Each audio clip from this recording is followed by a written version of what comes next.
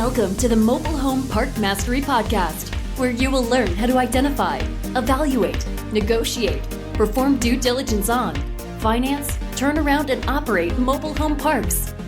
And now, here is your host, the fifth largest mobile home park owner in the United States, Frank Rolfe. There are many things that come in fours. The four horsemen of the apocalypse. 4 balls and you're out. Even 4-letter words.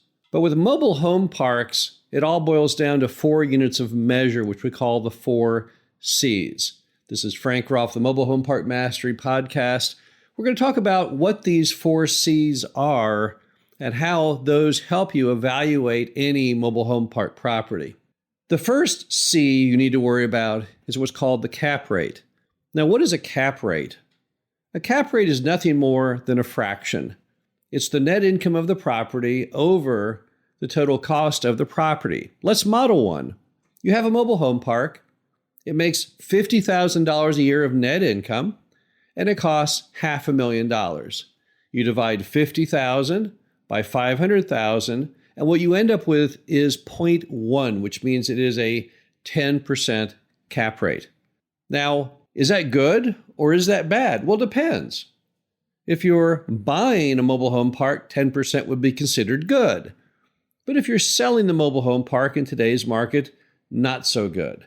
You see, the higher the cap rate, the better the deal is for the buyer. And the lower the cap rate, the better the deal is for the seller. Now, what is the appropriate cap rate? That's something that people have debated for decades. In our opinion, you want to have a spread between the cap rate and the interest rate, typically 3 points. If you can establish a 3-point spread using leverage of 70 to 80% loan to value, that will get you the magical 20% cash on cash yield that most buyers are looking for. But you have to be able to evaluate any mobile home park based on the cap rate. Is there a trick to it? Well, sure there is. Number one, what is the true net income of the property? What is the true revenue less expenses of the property? But then additionally, what is the true going in number as far as total cost of the property? Because it's not just what you're paying for it, it's what you're paying for it plus whatever additional capital that it needs. But getting a cap rate is a very, very initial building block to figuring out whether that deal is going to work for you economically or not. Then the next C is the coverage ratio. Now, what does that mean? Well, when you go to get a bank loan on a mobile home park, and recall from just a second ago, I talked about a 70 to 80% loan to value, because we all put debt on every mobile home park. No one buys mobile home parks for cash. Rarely do they do that. So then when the bank gets involved, they're going to want to feel safe about the loan that they make. And the way they feel safe is they want to know how much the net income of the property can cover the mortgage with a little extra left to spare. Most banks like to see a coverage ratio of 1.2, which means they want the park to have the ability to cover 120% of the mortgage payment and not just 100%. Why not 100%? Well, you would want to have a little held back for a rainy day. What if your collections aren't up to par? What if you lose a resident? Banks like to have the feeling that they will definitely get paid. Now, some banks even stress test loans. They may apply an additional strategy to it. They may say, well, what happens with this mobile home park, let's say, if the net income declines by 10% or even the revenue by 10%? And I see nothing wrong with that. You definitely want a bank to be conservative because the bank kind of helps you stay out of trouble too. But one thing that all banks will look at, I've never had a bank that didn't, is to look at that coverage ratio, which means it's not enough that the mobile home park be able just to barely cover the mortgage. It has to cover the mortgage with a little extra to spare. And again, that typical number is a 1.2 to a 1.25. The next C is the cash on cash return. Now here's what a cash on cash return is. You buy the mobile home park and you put X dollars down. Might be 20% of the price, might be 30% of the price, or might be less. So this unit of measure is how much you get back on the money you put down. Let's say, for example, that you are buying a mobile home park, putting $100,000 down, and the mobile home park can create $20,000 a year, which comes back to you from that $100,000. That would be a 20% cash on cash yield. Is that good? Yes, that's excellent. Can you name another investment that yields 20%? Because I can't. You could say, well, I'll put my money in a CD. Well, that's 2%. So that means the mobile home park is doing roughly 10 times as much as that CD does. And even though the stock market's done pretty well over the last few years, thanks to that big plummet, but then recovery from COVID, now that the market has cooled off enormously, it's not quite as impressive as it used to be. In fact, if you look over the last rolling 12 months in the stock market, well, you would have lost money.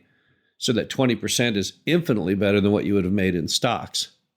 But the bottom line to it all is the cash on cash return is very, very vital because that's showing the kind of return you're getting from your own money. Now, how do you figure out the cash on cash return? Well, the one thing you need to know about a cash on cash return is that the principal portion of your mortgage actually flows to you ultimately. That's where a lot of people get confused in doing the cash on cash. Let's assume that you buy a mobile home park and you've got a mortgage payment of $5,000 a month. And of that $5,000 a month, initially $3,500 of it is interest and $1,500 a month of it is principal. That principal, although the bank is not giving it to you, that principal is ultimately going to go to you. When it comes up for renewal, when you sell the property, the amount that you have as far as principal on that loan is therefore being diminished by $1,500 a month or $18,000 a year. Some banks like to call this concept enforced savings, which is really fairly true. If you have an interest-only note, then there would be no principal in that note, right? But if you have a principal and interest note, then you always will have some form of principal. Now, as you're probably aware, over time on a straight note, the principal portion goes up every month while the interest portion declines. And you'd have to take that into consideration when you do your actual calculations because the number is always going to be changing slightly. But on a broad brush analysis, your cash on cash return is simply stating how much money you're getting back from your down payment, not only in the form of cash, but also that accrues to you from that principal pay down on the note. Now, that C, however, leads to the next C and the final C, which is cash flow. Cash flow is very, very different than cash on cash return because cash on cash return can include that phantom gain you're making every month in your pay down of principal. It has to be allocated somewhere. We can't skip it all together. So the cash on cash return is really giving you the most fair idea of how much money you're making for the amount that you put down. But cash flow is equally important. What the cash flow is, it tells you what you have left over after you've made the mortgage payment. It's possible that you could have a cash on cash which would appear positive and still have a negative cash flow. So you have to know how much money at the end of each month, assuming you hit all of your targets, how much is left over for you to actually go in your pocket. A healthy deal would have not only a very attractive cash on cash return, but also a healthy amount of cash flow. Now, you can calculate how much cash flow you'll have from any mobile home park if you look not only beyond the mortgage, but what you will do to the park after purchase. Many buyers today are buying mobile home parks at prices where you can cover the mortgage in total and positively cash flow, but your big money comes from those other things that you do to enhance the cash flow, which are things such as raising rents, that's the big one, filling vacant lots and homes, sub-metering water, sewer, and cutting any other costs, such as water leaks or a manager who's been paid too much. That's the best way to actually create significant cash flow. I get asked all the time, how can you make $100,000 with one mobile home park? The answer is simple. Buy a mobile home park that has at least 80 lots occupied in a market in which you can increase the rent over the next, let's say, 2 to 5 years by $100 a month. And bingo, you've got $100,000 of cash flow coming to you each year after the payment of the note and all other costs. One thing that if you start looking at these numbers that you will see, probably the most interesting part is the impact of the way you structure your financing. Because the way you structure the financing, despite the cap rate, and in light of the coverage can still really, really influence your cash-on-cash return and your cash flow. If you have a seller who will do seller financing and you can work out a deal which is zero down, and we've done 12 of those deals with seller financing, then you have the ability to have actually an infinite cash-on-cash return because you have no money in it. So there are tricks you can do to stylize those numbers and change them dramatically, but that's not the norm. Your typical deal out there is going to require some degree of amount down on it. It might be 10%, 20%, 30%, but that's typically what we're all starting on the sheet of paper with in calculating that cash-on-cash number.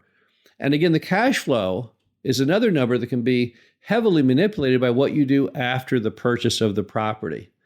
All these numbers are very, very fluid. You need to fully understand each of them on every property to have an idea of what you are really buying. But if you can master those 4 C's, you can also master how your performance will be and how well you will meet your budgets and expectations. This is Frank Roth, the Mobile Home Park Mastery Podcast. Hope you enjoyed this.